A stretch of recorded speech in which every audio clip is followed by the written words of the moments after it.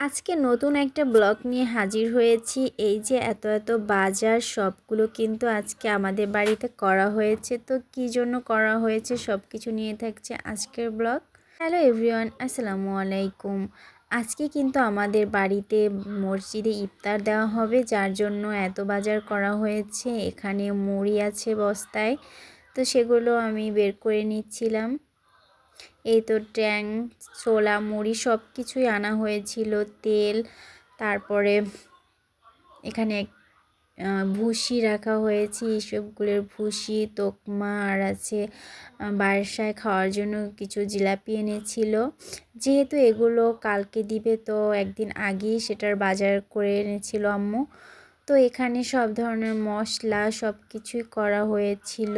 এই যে খেজুর, তো আমি সব ভিডিও একসাথে করতে পারিনি, কিছু বাজার রয়ে গিয়েছিল, তো কিছু যেটা ছিল সেটাই করেছি। আর এই যে মুড়ি এনেছিল, আর এখানে একটা দই এনেছিল বাসায় খাওয়ার জন্য। তো এখানে অর্ধেকটা বাজার এনে রেখেছিল, আর বাকি অর্ধেকটার ভিডিও আমি করতে পারিনি, যেগুলো আগেই সরিয়ে রাখা হয়েছিল। তো এখানে পরের দিনকার একটা ভিডিও। এই তো পেঁয়াজ, ছোলা সব কিছুই ভিজিয়ে রেখেছিল, আর বেগুন তোলা হয়েছে গাছ থেকে।